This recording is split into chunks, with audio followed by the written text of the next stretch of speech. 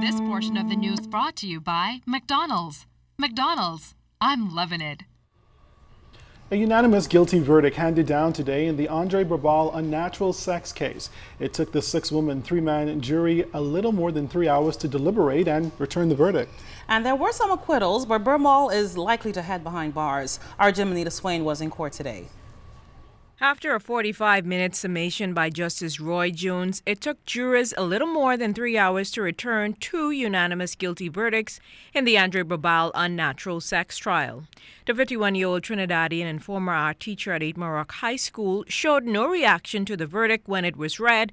He sat in the prisoner's dock with his head down as if writing. The only time he did look up was when Justice Jones informed him that he would return to court on May 9th at 10 a.m. for sentencing. When asked if he understood, he responded, "Yes, sir." With that, he left the court.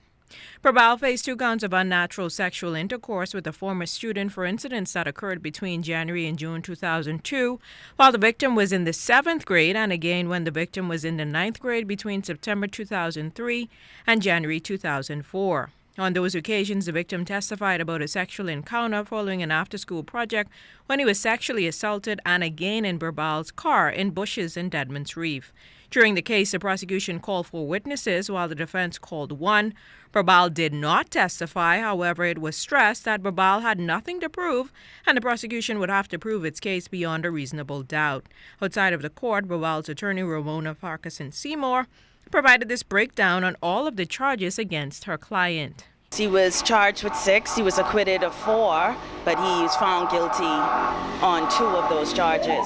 So, again, whereby he has expressed his gratitude in terms of that, it's still, obviously, he is quite shaken by it, that he would have been convicted on those two counts. Farquharson Seymour said her focus now is the issue of sentencing, since Brabal would have been on remand at least since 2009. The changes that have come in place now, certainly custodial sentence, and that's why I'm saying I certainly have to look at the report that the probation officer, social services officer will prepare, and then also look at the time that he's already served, and obviously plead with the judge to give him as little time as he possibly can.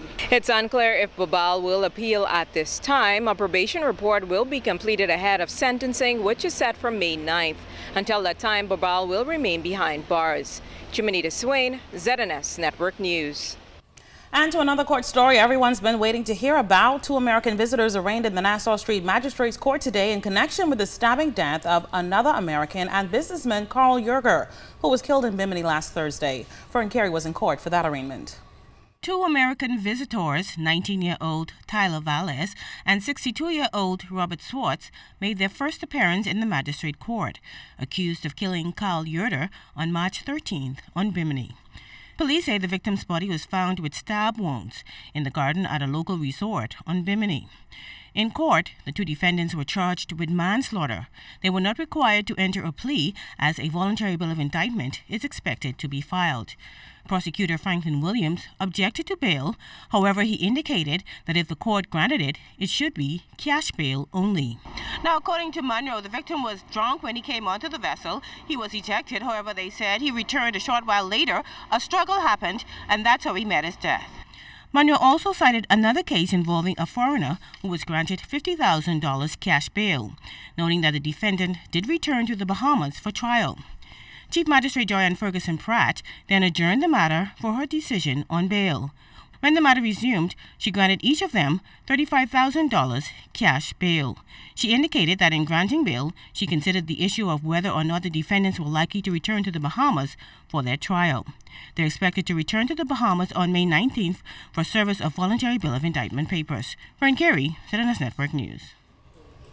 Police have charged 22-year-old D'Angelo Johnson and 2 juvenile males, 15 and 16 years old, respectively, with the murder of James Dulce. Court papers show that the trio, who all reside on Milton Street, intentionally and unlawfully caused Dulce's death back on March 8th. In court, they were not required to enter a plea to the offense. A voluntary bill of indictment is expected to be filed. Johnson was remanded to prison. However, Chief Magistrate Joanne Ferguson Pratt remanded the 2 juveniles to the Simpson Penn Center for Boys. She also scolded them, telling them to not engage in any disorderly behavior there and to focus on their education. The case has been adjourned. athlete looks to make a huge impact this summer. We'll have his story coming up in the Bahamas tonight. This portion of the news was brought to you by McDonald's. McDonald's,